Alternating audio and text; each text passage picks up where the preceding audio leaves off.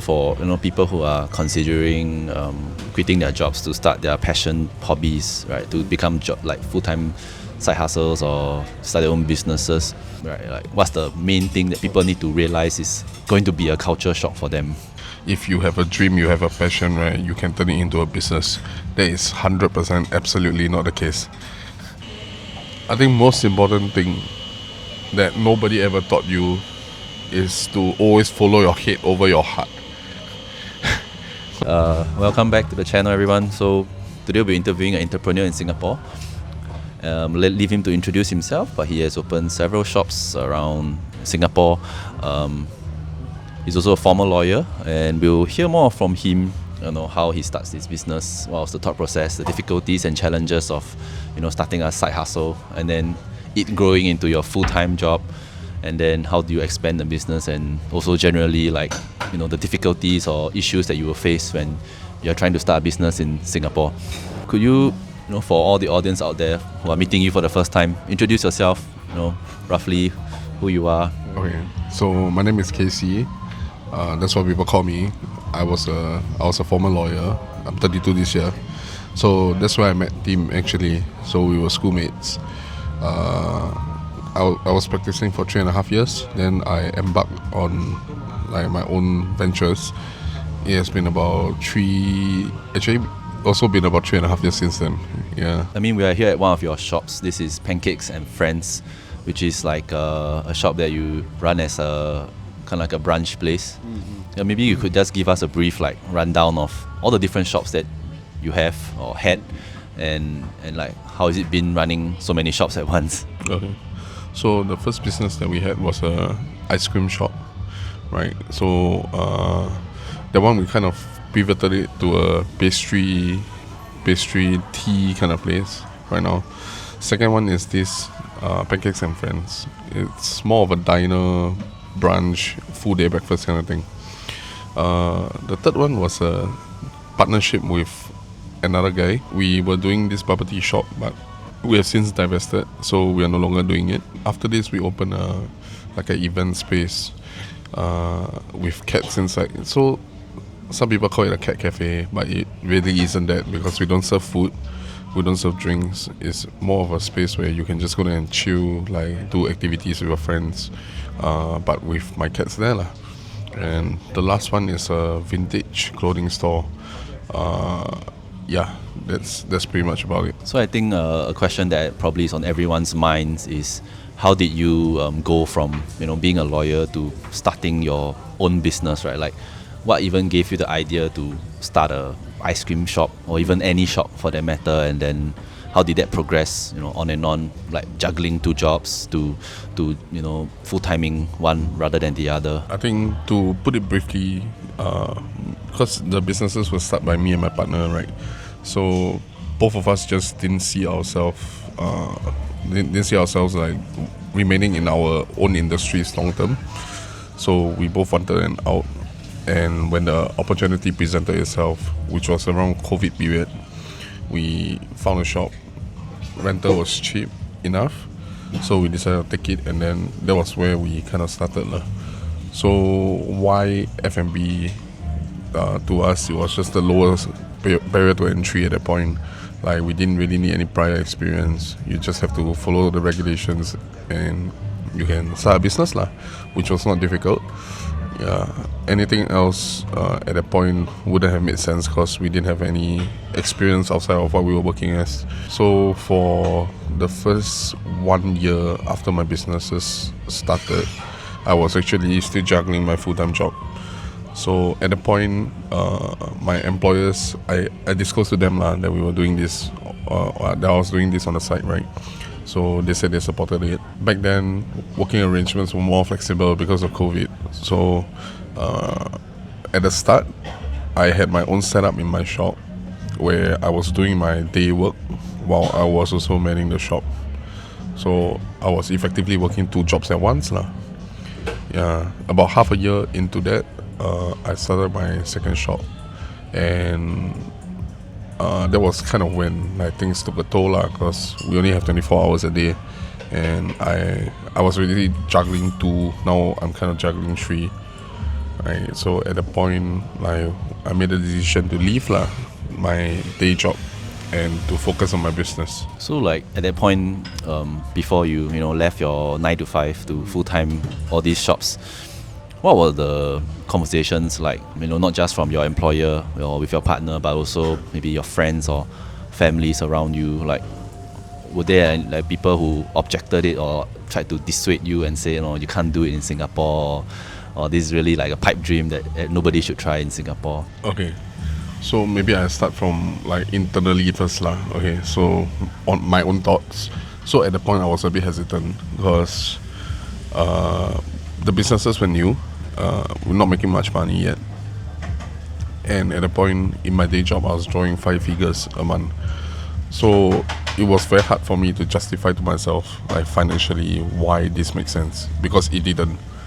Right, and at that point, if I were to only look at finances, this wouldn't have been something that I would have done. So there were other factors in play because I only have 24 hours a day.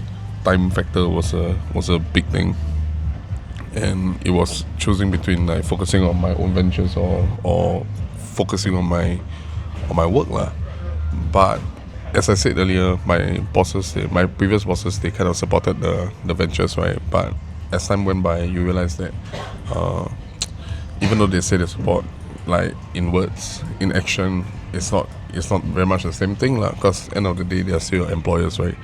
They would think that, hey, I'm paying you, so you gotta be doing your day job. You gotta be giving 100% to it. So, like relations kind of tense for that period of time, and aside from finances, I felt like it was the right thing for me to step away from my day job and to focus on my own stuff lah. So between me and my partner, I think we both kind of understood the kind of financial instability that this would cause at the very start. Yeah, but we were willing to do it lah.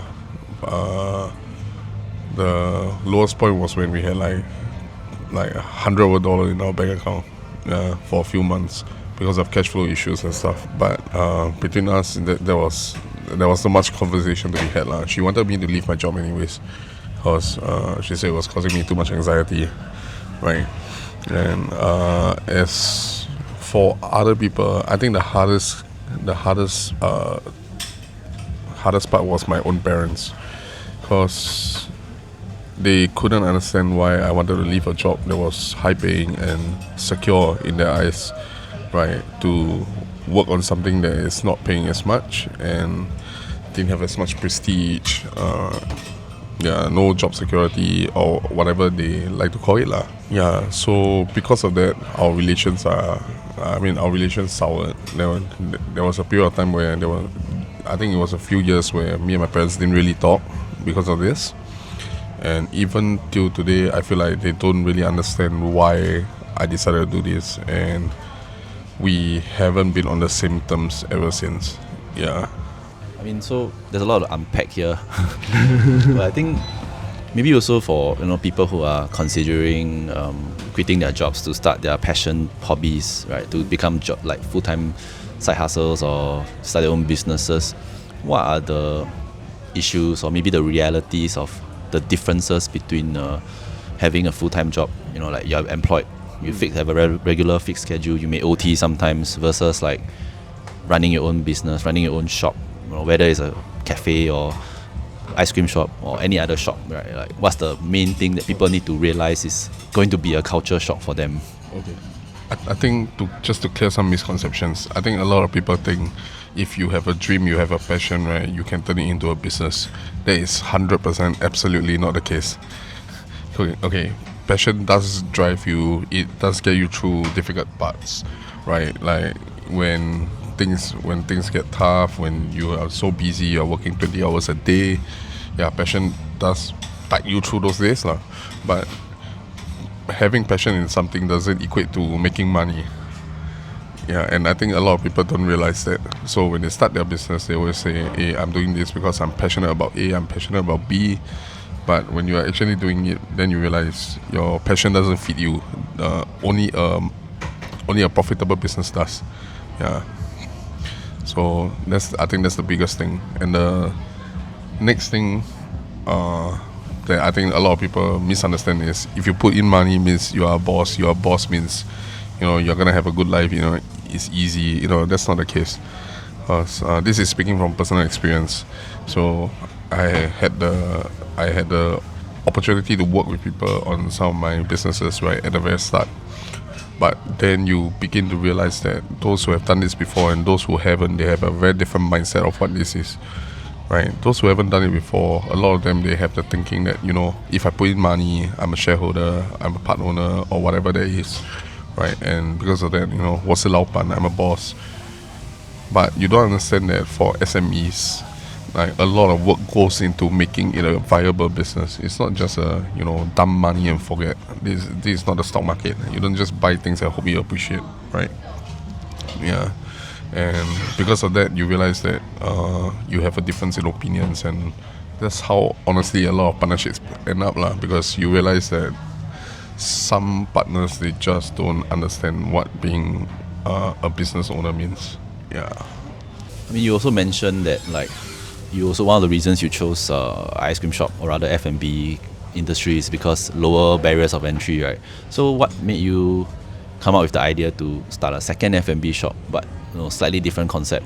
I mean, rather than a branch of a ice cream shop, but a separate one. Like, what made you come up with that idea that not only do you want to also do something different, it will have to be in F&B, and how do you choose it to be like a brunch pancake shop?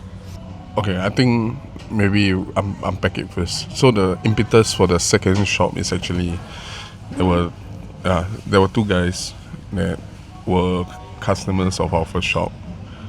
They spoke to us and they told us that they wanted to try something like this also. So the second shop was actually a partnership between like 4 people, right? And I think the previous story that I was sharing with you, this was from this experience lah, right? They didn't understand what it really entailed. They thought that just giving money is enough, but all of us put in equal amounts of money, right? All of us put in equal amounts of money, but you realize that the efforts are not equal. And at that point, that was when I think all parties decided that splitting ways would be more beneficial to all of us in the long term, right? Yeah, so that was actually the impetus for the second shop, because we had partners who wanted to do something, and we were also exploring the idea, right? As to why a different concept instead of like a branch of the first business, I'm a firm believer that overexpansion is what kills a lot of SMEs. So for F&B especially, the most important thing is quality control, right? So you have one branch that is successful, let's say you're doing very well. The biggest problem with expanding is after you expand, you cannot split yourself up into two. You are not able to effectively run 2 food outlets to the same standard as you wish simultaneously, unless you are able to clone yourself or to find someone that's an exact replica of you. It's not going to happen. There's going to be dips in the standard that you had, right? There's going to be differences in what branch A and branch B are doing, and a lot of times that's what leads to the downfall of the F&B business, because people realize that, hey, how come the second branch is not doing things the same as the first branch? Why is it that the quality has dropped? Or even like the first branch, because now you are sort of a roaming manager, right? Your first branch also takes a hit, and then people say, hey, quality standards have dropped over time. And I mean, that's the sad reality of it lah. You cannot really expand until you have SOPs, procedures in place where everything is so standardized that you don't need to be there to manage anymore. Yeah. And a different concept allows you to, grasp a bigger share of the market, as opposed to, just working towards that small niche market that you're already working on with your first business. Yeah, I think that was kind of the idea. So moving on from the first and second shop, you also mentioned that you started a third shop, right? And this time it's a bubble tea shop. So, I mean, of course there's a trend here. It's still a F&B business, but of course a different specialty. Yeah. So what was the mentality that you had when you said, okay, let's try a bubble tea shop instead, or rather than another maybe food, more eating kind of business? And how was it different from these two shops? Okay. Yeah, I think maybe you notice a trend like all our businesses are same but different in that we are doing different products, right? Actually, one of the main reasons behind that is because, as I mentioned earlier, the second shop was meant to be a partnership between 4 people, and the third shop was similarly a partnership with some other business owners. So, at that point, our main consideration was to not have a product that's so similar to what we are already currently doing, because it would then eat into our own market share, right? Because my first 3 businesses are all located at the same area. Then it didn't make sense for me to continue working on a concept that's too similar. Yeah, otherwise I'm just eating into my own share lah. Yeah. Why F&B? Because we are experienced. So. I mean, at that point, right, having done 2, you could say that we have some experience lah, right? It was a lot easier to get things started, get things rolling, because we have already done it twice. We know all the regulations, so we already know how to proceed from there. And the more business you start in the same industry, you realize it becomes cheaper and cheaper to do so, because there's more and more expertise, and you need less and less help from outsiders to help you get the business going. Yeah. So for the third shop, as I said, it's a partnership between us and another partner, right? So the understanding back then was that we are just the operational partners. So he'll be putting in the funds while we'll be running the operations. Yeah, and we worked on it for about 3 months, and then we had an argument, had a disagreement over how the business was being run, and both parties at that point both parties said we wanted out lah. So we thought the only reasonable solution was that one party will buy out the other, right? And a buyout of their share is impossible for us at that time, because they put in all the money and we didn't have all the money to buy them out. So we decided to be bought out instead. Yeah, so for those budding entrepreneurs that are watching this video right now, like, is there anything you can share about this, like closing or separation kind of process that they need to know, or need to understand? I mean, understandably, this is just a fact of like how businesses are run, right? Sometimes the business succeeds and then you continue. Sometimes people want out, or sometimes you are the one that wants the out.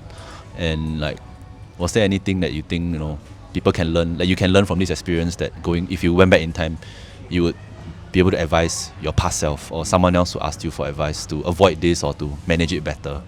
Okay, so I think the biggest thing is you got to understand that business is a dog-eat-dog world. So the more experienced people are always out to eat the less experienced people. So if you are the less experienced party, you got to take better care of yourselves, right? So a lot of things can be done better. Like, if you have certain discussions, you can record it down, write it down, especially if they are in your favor, right?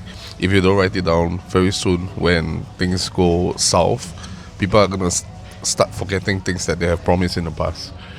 So it's for your own sake that you write things down, get it signed. But it works both ways. If you after that, if you want to flip around and then use it to your advantage, and you cannot because now you have codified everything also. Yeah. But as a rule of thumb, if you're the less experienced party in the transaction, always write things down. Next thing is, I also come to learn that partnerships are difficult. It's more difficult than doing things yourself. Definitely. Especially if you don't know your partner well enough, you don't really know whether you have the same values. All our partnerships ended within the first 2-3 months of it happening lah. Yeah. So it's from personal experience kind of thing. Yeah. Looking back, if I could have done things differently, I probably wouldn't have partnered with people. I would have done pretty much everything ourselves. But wouldn't that also present, right, the other problem, right? Another reason why people go into partnerships is because they need to share like costs, financials, and also the workload. So if you didn't, then means you would just stick with 2 shops rather than go ahead with a third shop. Actually, what Tim said makes a lot of sense, right? Like the main reason why people go look for partners is because you need certain resources. Like you need people to spread the workload, or to spread the cost. But let's say if money is your only considering factor, right? Don't bother getting a partner. Go get a loan or something. It's, if that's the only thing you need splitting, money is the least of your concerns. You can get a loan from someone, from a bank, from anywhere. You'll be better off, because money, getting a partner because of money, you're gonna end up arguing over ridiculous things in the future. But if your consideration is, of course, to have somebody help you split the workload, or like to manage workflow better, then the more important thing is to understand what you're looking for in a partner, and making sure that the partner that you're going to bed with is all that lah, right? Because a lot of times if you don't know and you start working on it, and then only in the process that you find out, it's gonna be a bit late, right? That's gonna lead to a lot of unhappiness, and then it leads to the whole we should separate talk, right? Who should get what now, right? So a lot of things, it will be better if you know from the start. If I know my partner is this kind of person, we have values that are aligned, go for it.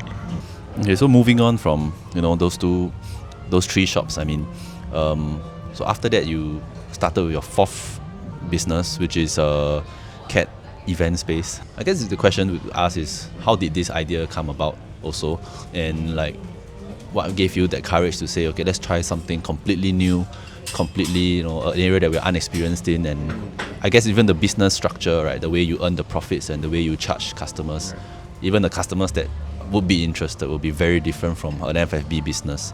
So like, what was the thought process that helped you to figure all these things out? I think the impetus behind this business is very different from the first few. First few were purely with a view of making money, but this one, when we first started, it was really just to provide a better living space for my cats. Because at the point we were adopting a lot of cats, and we had, I think, like 6 or 7 cats at the point, and there was not enough living space at home, and we wanted a space that's dedicated to them, and it seemed like a good idea lah. So the business is not really, at the point, it's not really about like trying to make money for ourselves. It's more of making enough to sustain like rental, cost of living for the cats and everything. So it's really like a safe place for them lor. Yeah. So how do we manage it? As you mentioned, it's very different from what we were doing previously. So it's a learning process all over again lor.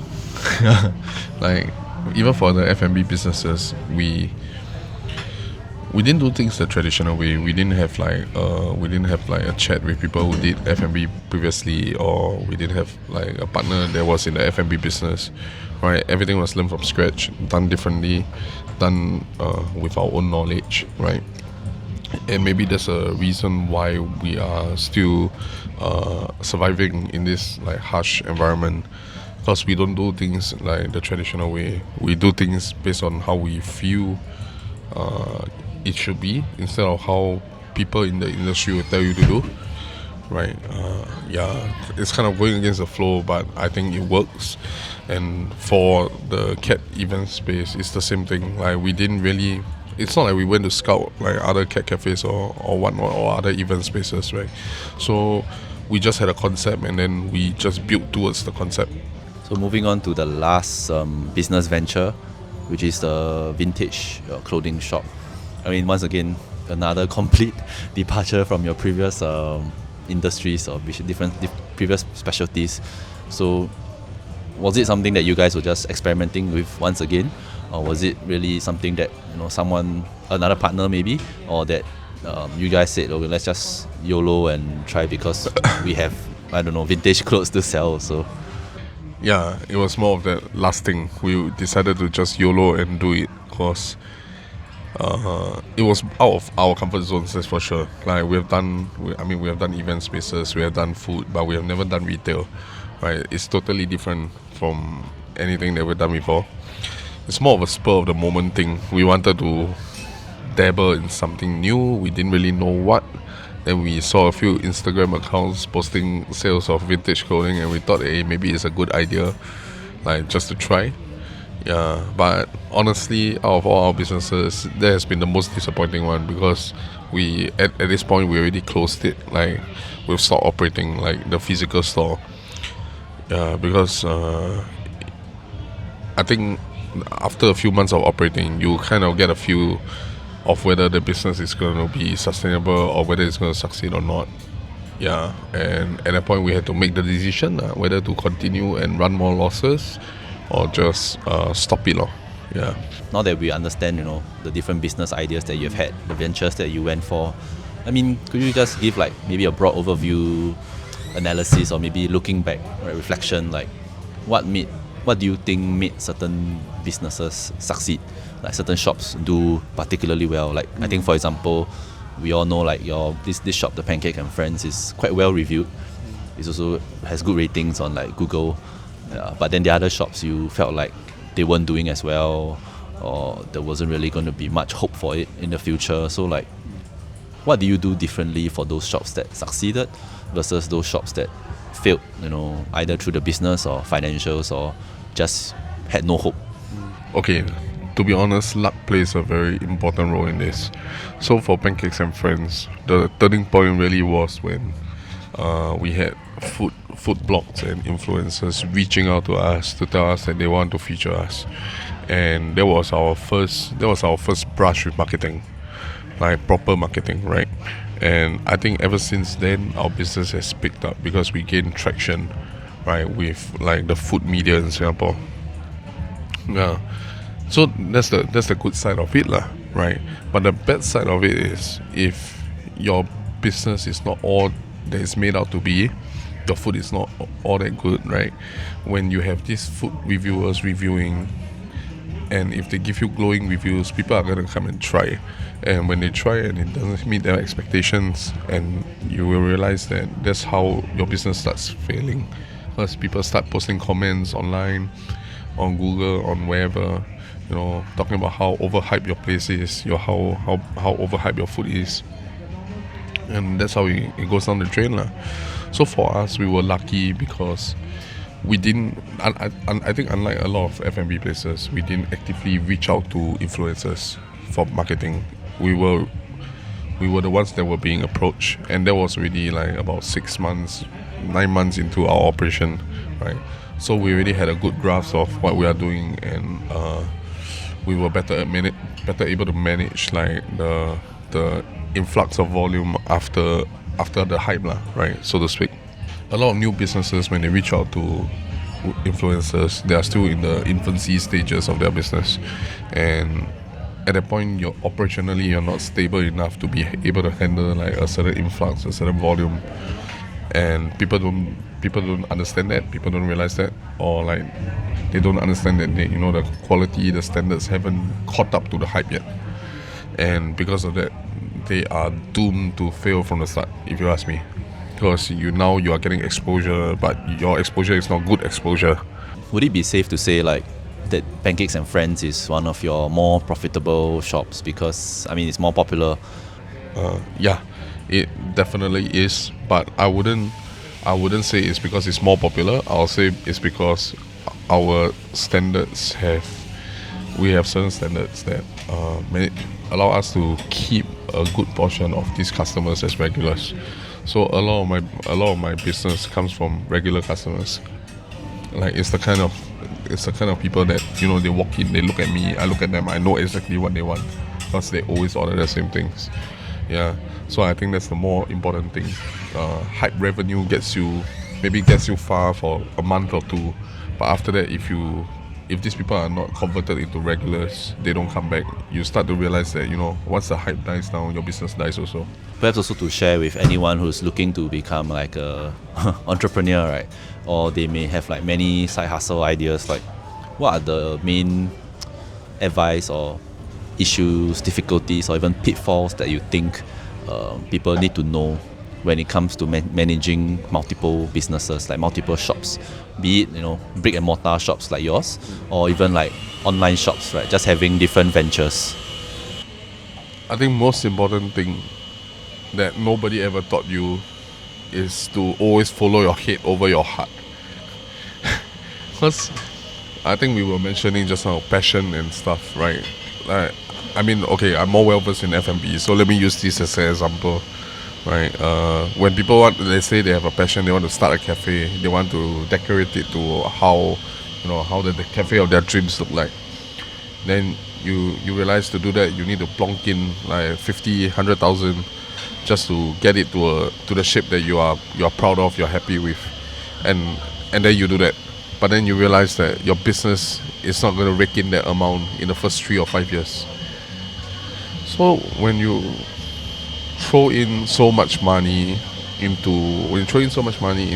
your business without considering like future profitability, right, you are also doomed to fail, because you don't even see any profits until like, let's say, 4 or 5 years, and by then a lot of things will have changed. You don't know whether you are looking at the same kind of profitability. You don't know whether your rental rates are going up, going to skyrocket, right?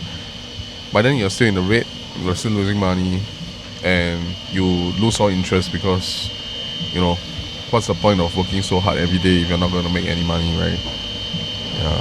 So I think that's what dooms most people right from the start. As to how different it is, if you're expecting like business ownership to be a better life, then I think you're wrong lah. Yeah, being employed is better. Like when it comes to work-life balance, it's better. When it comes to having a guaranteed paycheck, it's a lot better. Yeah. So if you are not willing to go through the stress of like having to work 24/7 or having to, stress about whether you have enough money for the next month, yeah, I think being employed suits you better. Let's imagine now, right? Like, I want to start a business myself, or like someone in the audience wants to start a business, and I come to you for advice, right? Like, maybe I have a particular passion, like maybe I love books, or I love like trading cards or games, for example. What advice or tips will you give to me to help me get a better head start with my side hustle business journey, or even converting my side hustle into a full-time hustle? Any tips or advice you could give me? You gotta understand that a business is about making money. I think that's the most important thing. Don't be driven solely by your passion or your hope or whatever it is that you think an idea is gonna work. If you're not seeing money in the first 2-3 months, you gotta change it up. You cannot keep doing the same things and hope for a different result. And I think that's why have kept us sustainable for so long. Because every time we see something not working for an extended period of time, like 2-3 months, we would change it immediately and just keep trying new ideas until one sticks and one works, right? And then continue innovating to bring your business to the next level. Yeah, if you are stubborn, if you just keep doing the same things over and over again, hoping for a different result, it's not gonna work lah. It's not gonna cut it. You're gonna end up losing a lot more money before you start seeing anything in return. Okay, so before we end this interview / podcast, maybe also to get a bit of pick your brain a bit on like what's happening in Singapore. Right? I think we do see quite a big influx of a lot of foreign franchises. Right, foreign brands which are very popular either overseas or after getting popularity here as well. People buy into the franchise and they open their own outlets all around. So like, do you think that this is causing us to lose a lot of the Singaporean flavor, or like it's very difficult to compete against these large brands?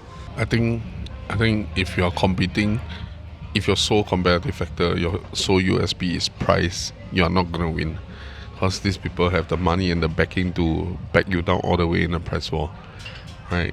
You have got to find some other USP except saying I'm cheaper. I'm cheaper means I'm better. Nah, that's nonsense. I think in this day and age, right?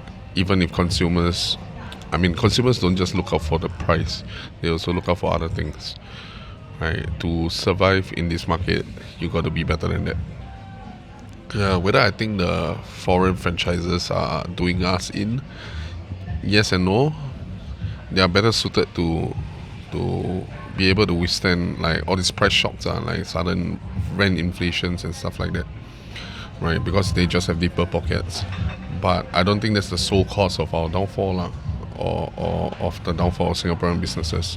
I feel like a lot of Singaporean business people, right, they tend to be more how to say, they externalize blame. So a lot of them, they always a lot of influencers, in fact, they go online and they complain and say that rental in Singapore is killing small businesses.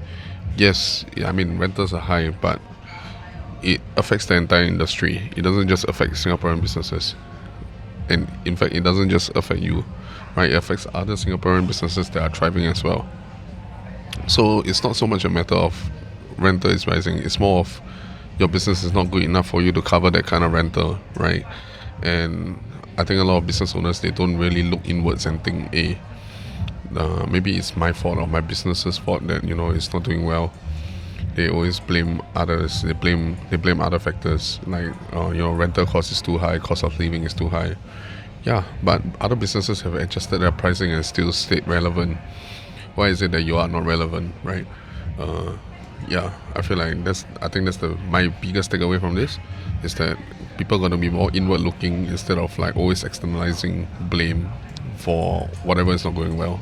I mean, I guess another thing that will be on the minds of people watching this is, are there any specifically like transferable skills that you felt you could take from working in the corporate world, right? Not just from being a lawyer, but also working in the office or with colleagues or managing your boss and juniors that you felt were really transferable to your current situation as a boss or managing businesses? Or do you think that is really something that is completely distinct? You really got to pick up the new skills.